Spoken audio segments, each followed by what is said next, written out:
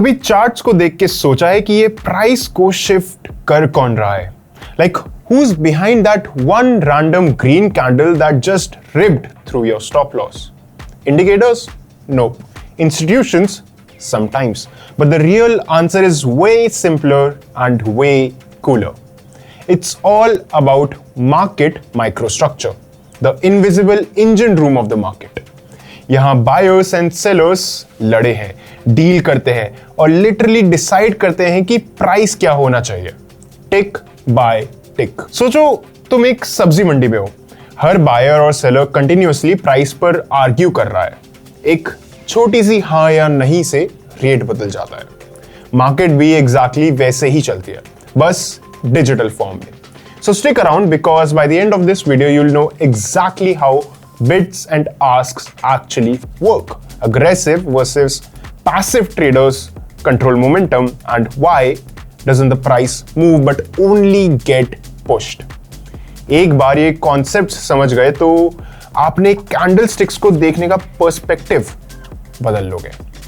Let's start simple. हर single market stocks, crypto, futures चलती है 3 बेसिक इंग्रेडिएंट्स पे: bids, asks and the order book. The bid is the highest price someone's willing to buy at. The ask is the lowest price someone is willing to sell at. And the order book is where those intentions sit, शांति से, wait करते हुए।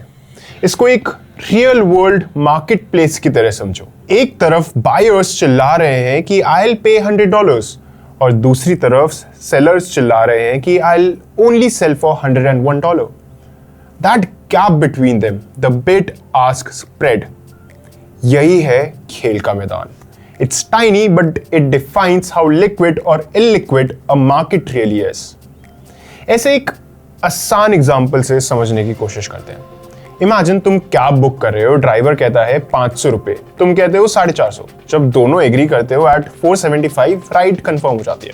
That's literally bid and ask in action. Now nothing actually happens until someone crosses that line. अगर एक buyer impatient हो जाए और कहे कि I will pay $101, boom, a trade gets executed. इसे जादू नहीं, प्राइस डिस्कवरी कहते हैं। It's like when concert tickets are about to sell out and someone panics and kills the buy now at a higher price, pushing the market up instantly. तो अगली बार तुम्हारे screen पर नया टिक आए तो उसे सीधा मोमेंटम समझने की गलती मत करना, ये किसी बायर का इंपेशेंस भी हो सकता है। Now not everyone plays the game the same way. There are 2 types of traders in this ecosystem: passive and aggressive. Passive traders होते हैं साधु संत जैसे, दे वेट। इनकी फिलॉसफी होती है कि I will buy 100 shares at $100। If the price comes, fill me, अगर नहीं हुआ तो मैं चिल मार रहा हूं। ये लिक्विडिटी प्रोवाइड करते हैं जिसे बाकी लोग ट्रेड कर पाए। इन्हीं की वजह से मार्केट में डेप्थ, स्टेबिलिटी और स्ट्रक्चर होता है। Think of them like shopkeepers who put a fixed price tag on their product and wait. Take it or leave it kind of energy. They don't chase, they wait for customers. फिर आते हैं aggressive traders, the action junkies. They don't wait, they hit market orders.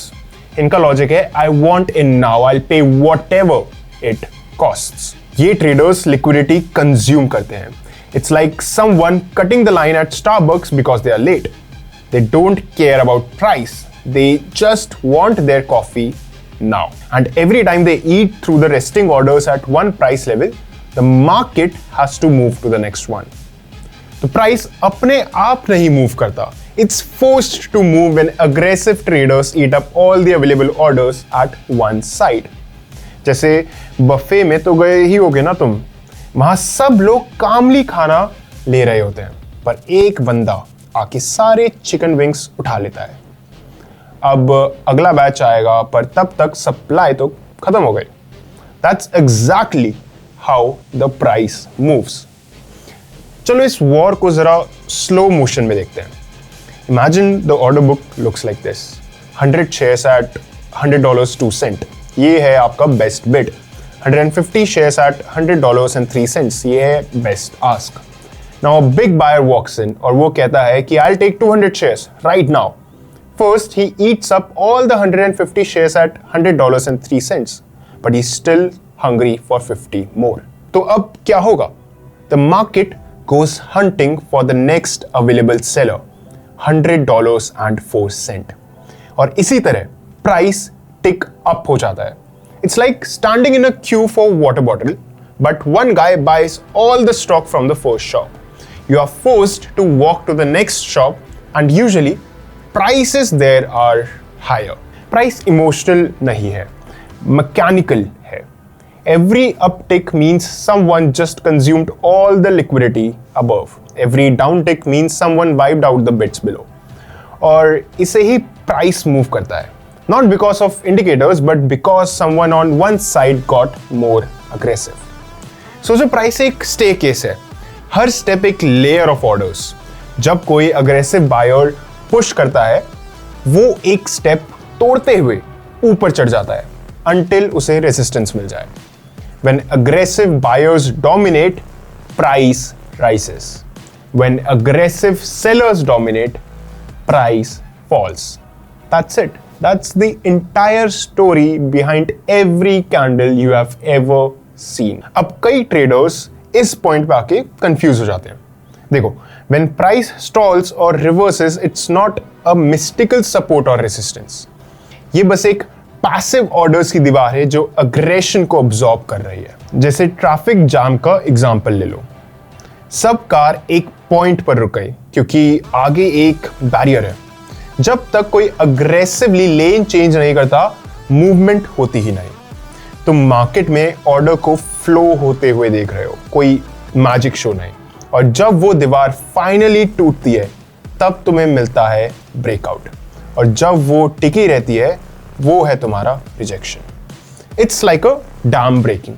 जब water pressure exceed करता है, dam टूट जाता है और प्राइस फ्लड जैसे तरह मूव करता है. See how clean that is? कोई एस्ट्रोलॉजी या RSI नहीं, बस supply and demand in real time. और मजे की बात तो ये है कि this is what institutions actually look at. They don't see candles, they see order flow. They can tell when liquidity is drying up, when passive players are pulling orders, and when aggressive ones are starting to hit the book. That's how they are always early.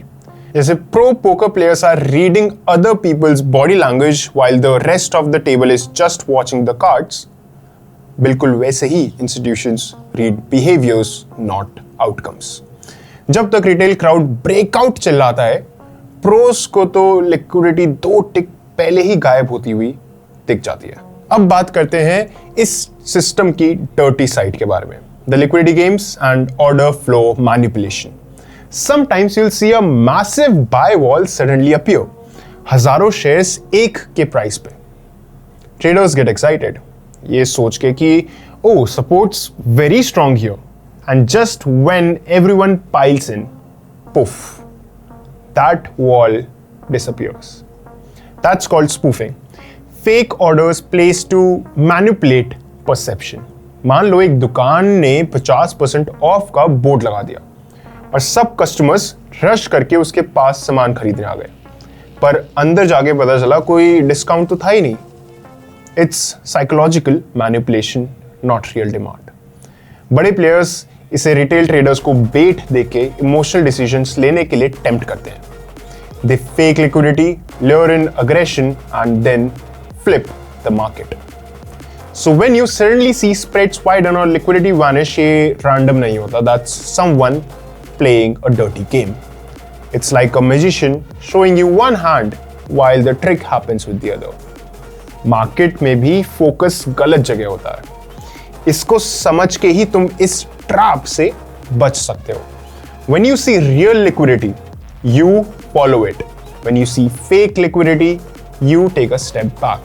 That's the difference between surviving and donating in the market. तो अब अगर तुम्हारे आसपास सब चिल्लाने लगे कि the price broke out, you know better.